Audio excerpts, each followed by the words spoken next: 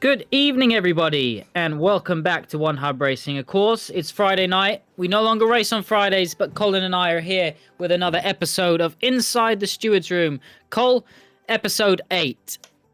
I can't believe how quick it's gone. I cannot believe that we are approaching round 8 now. It's insane.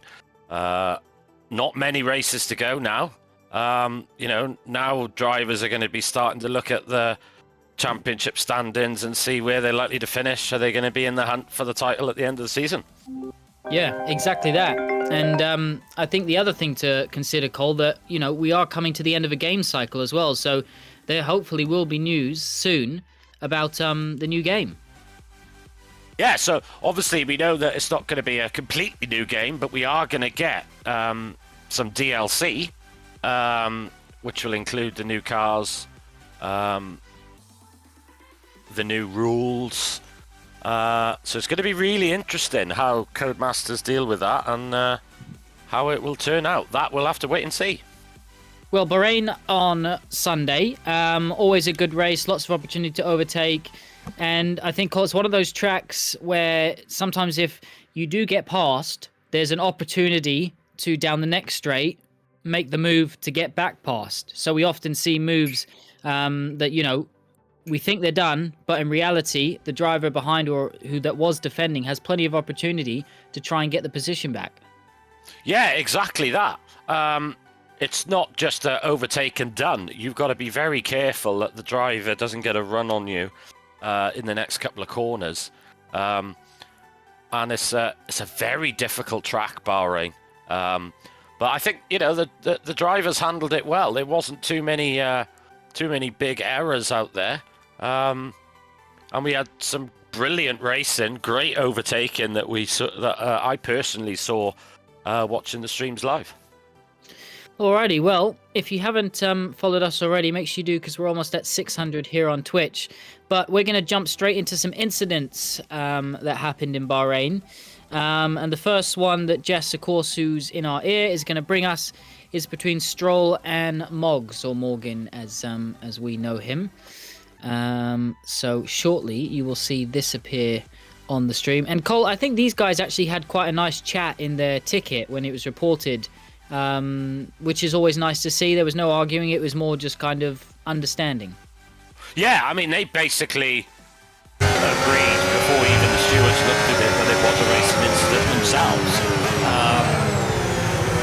So it was nice to see the stewards. Okay, mate, we might. They were having a nice chat, they were explaining their situation and stuff. So, yeah, nice to see it. So down the inside here, obviously the Aston Martin goes for a bit of a dive bomb. Okay, mate, we might. The Ferrari of Morgan, fair play to him, gives him the room, gives him the space. But the Aston Martin makes a little bit of contact with the Ferrari. And then that unsettles the Ferrari a little bit, which causes them to make contact on the exit. And of course, this is already a poor traction zone, and the camber of the corner as well sinking into the inside. And unfortunately, that meant that Stroll was spun around, and he was able to lose a front wing because of it. But I think this is a perfect example, Cole, of an incident whereby no driver is predominantly at fault, and both drivers contributed towards what happened. Yes, and I also think that the game's contact model also played its part in the way that Stroll spun as well. We know the contact model can be a bit iffy at times, but it's just, that's the most obvious racing incident you're likely to see, really. I don't blame the guys for putting it in, because obviously Stroll wouldn't have seen Moog's footage at that point. So, and then he saw it, and fair, big shout out. And like Moog said, big shout out to Dave or Lasso, amazing person to have a discussion with. Yeah, exactly that. And it was a really nice conversation to see. I got to be honest, I was, it's a shame they're not all like that. I understand it doesn't always go that way, but. Well, on to the next incident is between Kinney and Seco. So from the P2 tier. And Jess will bring it up for us shortly. I believe. Yeah. Yeah, so this one is lap 1, turn 1. And there you can just see the end of it there. So Kinney brakes quite late, to be fair. You'll see that Seco is trying to negotiate the drivers ahead. You can see they're going to the outside of Seco. Unfortunately, Kinney's coming on the left-hand side, a hell of a lick, to be honest. There you go. Look, you can see how much speed he's carrying into the corner. Now, Kinney did receive a corner cutting or track extension warning, and we did remove that. But this one, you know, especially lap 1, turn 1, if you're going to head down the outside at that pace, chances are there's going to be a bump. Yeah, I think that the space actually kind of opened up for Kinney, where there was no one in that space at the time. But obviously, you know, the Aston Martin moving slightly to the left to avoid the cars in front of him and around him. And so, you know, we felt, you know, it wasn't, although it was moving under braking, we look at things differently when there's about 15 cars in the space of, you know, a few meters. And because of that, you know, we felt it was a racing incident. But when we say racing incident, we say lap 1, corner 1 sort of racing incident. Exactly, and we removed the warning, which was, you know, there was no need for it. No, because he didn't gain any time by that whatsoever, you know. So it was only, it seemed the fair and right thing to do to remove the warning. But yeah, lap 1, turn 1, typical incident that happens, you know, and it's unfortunate, but you know, that's part of racing. Alrighty, and next incident, so the third and final one we're going to look at for the show tonight is Crawford and Nightclear. So this one ended up in the steward's office, and we will see that it got a 15-second time penalty. So here we go. Yes, you can see now we're on board Nightclear. He's catching Reaper up. Not quite close enough to have a go down the inside. And all of a sudden you'll see Crawford in the Alpine. Now, it's so easy to do this, to get drawn in. You know, it's such a long straight into a very heavy braking zone. Crawford just completely misjudges it. In all fairness, I think he actually does the right thing here. To limit the impact that him outbraking himself is going to have on the other drivers. So here you can see he's chasing down Michael, but you can see that he's just outbraked himself slightly and just goes, right, I'll try and go through the middle of them. He's done the best he can in that situation, to be fair. But of course, he did cause orange wing damage to Nightclear. And by our stewarding parameters, that's a 15-second time penalty. Yeah, I don't think there was, you know, you can tell by watching the footage from Mark that, you know, that there's no any sort of malice in it or poor driving. No. It's just one of those things that we've all done at turn 1 in Bahrain. Yes, I mean, I did it. I nearly hit the back of one driver. I think it might have been Rob. I think I nearly hit Rob, and it was only pure luck that I didn't, and I managed to avoid him. So it's, you know, it's easily done. It's just one of those unfortunate things, you know, and that won't be the last time we see something like that from another driver, you know. Alrighty, well, let's look at some good examples of some racing. There was plenty thrown in this week, so big thanks to everyone who was able to submit some clips. The first one is from the top tier between Craggy and Alex. Absolutely fantastic battle. And you can see here, using all of the curb on the inside, so Alex has made it pretty clear where he wants to position his car. Now, he's allowed to drift back towards the racing line as per the rules. Cole leaves a car's width on the outside. Perfect. Look at this here. Leaves a car's width. Remember, we include that curb as a car's width. So Alex, absolutely beautifully defending here. And look, again, Craggy sends it down the inside. A car's width is left all the way through. They're side by side at this point, and Alex edges ahead, able to carry the speed. Beautiful driving from both of them, but exceptional driving from Alex in terms of defense and, no squeezes, just really giving, Craggy some room. It's just so good. I just love watching racing like this. For me, that is textbook how to defend by Alex. It's great driving by Craggy as well. All credit to Craggy. But that is how you defend.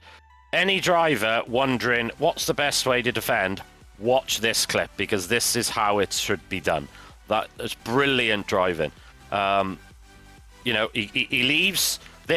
Just there, look, you can see that he leaves a car's width. Craggy gets a bit of oversteer on the exit, meaning that Alex can get the drive on him. But even in then to the next right-hander, Alex leaves just a little bit of a width, just in case Craggy is front wing or front wheel is still there. So brilliant driving by the pair of them.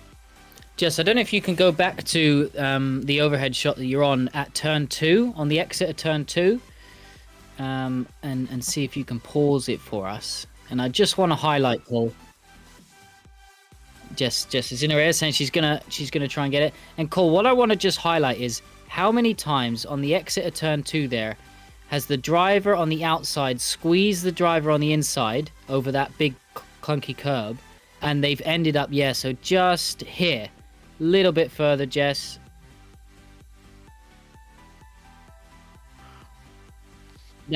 There, right there. But how many times, Cole, have we seen a driver squeeze the other car on the inside there? They've made contact and both gone into the inside wall and ruined both their race. Yeah, exactly that. And, Alex lived to fight another day and kept the position. And I agree with what Alex says. I'm pretty quickly, I could find that I could trust Craggy wheel to wheel. That's the key thing. When you've got two drivers fighting for position and they can trust each other, that's when you get great battles like this. And that's when you have the fun of it, Myself and Curry had a brilliant battle in Japan. I think we overtook each other about 3 or 4 times. Meant to put it in, but I forgot. And I'm sure that Curry will say the same thing. There's now a level of trust with us two now that we can go fight in reel to wheel really hard, knowing the other driver's not going to be silly and be over aggressive unnecessarily. But I think that, like I said, for anyone watching, that is how you defend a position cleanly, fairly, but not making it easy for the other driver either, Yeah. Brilliant. Well done, Alex and Craggy. Next incident is between Chris and Luke, of course, former teammates, good friends. So there's always going to be that trust there when you're racing against people that you're friends with. But nevertheless, it's always good for us to highlight and watch back. So we see Chris go past Luke on the racing line here. Pretty good textbook move there. And then you're going to see Luke come back at him. Yeah, and of course, Chris had a great result finishing on the podium, his first podium for quite some time. Nice to see him back. Oh, look at this, look. That's brilliant for both drivers there. Not the easiest place to overtake that. Very easy to outbrake yourself and end up clattering into the other driver. Yeah, and again, turn 1, Lukey leaving room for Chris, obviously able to carry a bit more speed on the exit of the corner. Chris then gets the DRS, gets ahead at the apex here. Luke, look, back down the inside. Yeah, I mean, and that's just someone who's been racing for years, Cole, knows exactly what to do because they know exactly what chances are the driver who's overtaking them is going to find themselves in a position of. Yeah, exactly that. And it's Lukey understood. The key thing here is Lukey understood in that last clip that we saw at the end, I've lost this corner. So the best thing I can do is prepare my car so that I'm going to have a worldie of an exit to run down to the previous corner. And you can see here, Lukey brakes quite considerably earlier to make sure that he gets that tight, fast run to get alongside, which is brilliant. Yeah, good racing, boys. And the last one is between Gamer James and Jake. Now, I think they had a couple incidents that they put in. They're good friends, Jess is telling us. But I really enjoyed this particular clip. And this is what I was talking about earlier, Cole, where the position isn't lost necessarily. So James makes it clear to the inside, the Mercedes on the outside. He's thinking about the exit. But what Gamer James does here is brilliant, Cole, because he almost parks his car and controls the exit speed of the car behind. That's very clever. Again here. Yeah, that is brilliant positioning of his car, making life very awkward for Jake. That's really good defending in the inside. And there you can see, like, he knows what Jake's going to do, so he tries to counteract it side by side around the next hander as well. Brilliant driving, great racing.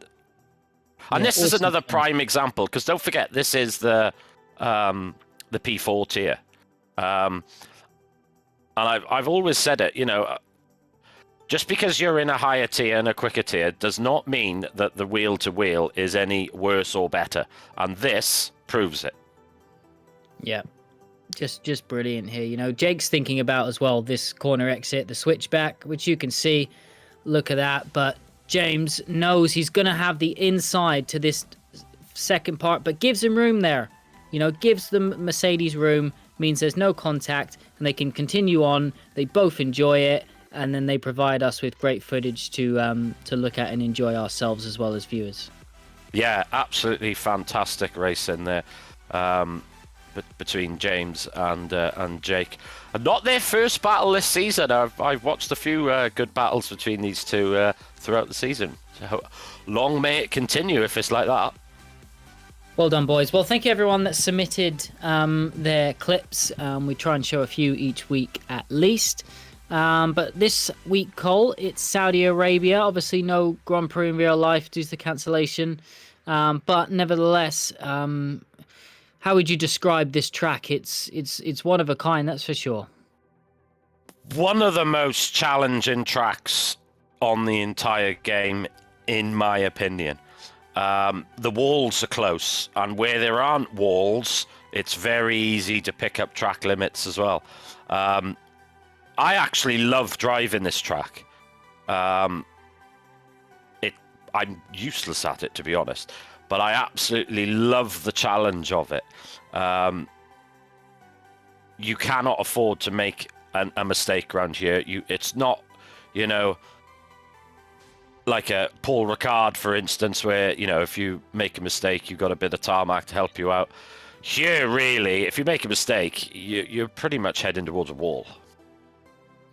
Yeah, and, I particularly always enjoyed qualifying around this track, Cole. I feel you could really throw the car around and just kind of, if it stuck, it felt incredible. But it was also extremely challenging to get that lap together. Obviously, a couple DRS zones, 3 of them to be in fact. And the DRS zones are, sometimes a little bit curvy as well, so it's not necessarily a straight. So just be careful of that closing speeds. And obviously, just be careful in that, first sector where it's so twisty and tight. Cars, if they make mistakes, they might be coming back onto the track, and in some corners, Cole, it's completely blind. Yeah, exactly that.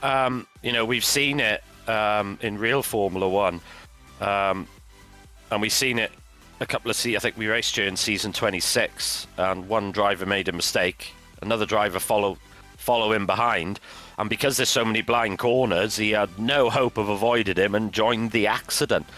But just a bit of a heads up regarding the pit lane. Now, you'll see this in detail when the Stewards briefing is released. But due to the position of the pit entry and pit exit, it's going to be very important that you don't cross the full white line. So any driver caught doing this can be reported and may receive a penalty from the stewards. Now, for clarification, a tyre being on the line does not count as crossing the line. So they have to fully cross the line with a tyre. But just try and keep the pit entry and pit exit inside those white lines, because you can cause issues for other drivers. Yeah, and remember, if you haven't taken your engine or your gearbox penalty, make sure you do, because we're getting towards that tail end of the season and those parts on your cars are getting a little bit worn. We do still have a few spaces in the P1, P3 and P4 tier, so feel free to sign up if you want to join us for the last few races, whether to be announced on Sunday in the pre-race show with Jess and Colin. But unless you got anything else, Cole, we'll thank our sponsors and say goodnight. Just going quickly back to the car wear pens, just a reminder for all the drivers, you have to take a gearbox and an engine penalty, even if you joined the season late. So just a reminder for those drivers who did join late, you still are required to take both car wear penalties. Alrighty, well, big thanks to our sponsors and partners: Pure Sim Gear, Sim Racing Setups, Next Level Racing, Vespertine, SimGrid, and of course our title sponsor, Delta.app. We will be back next Friday for another episode of Inside the Stewards Room. Colin and I will be sharing a beer together tomorrow night in real life, so we'll make sure to send a selfie. But otherwise, enjoy your weekend and best of luck on Sunday. Yes, good luck all, and see you Sunday morning at 11. Join Jess and I, and we'll be revealing the weather. Can't even say it. Revealing the weather. Thanks, everyone. Good night.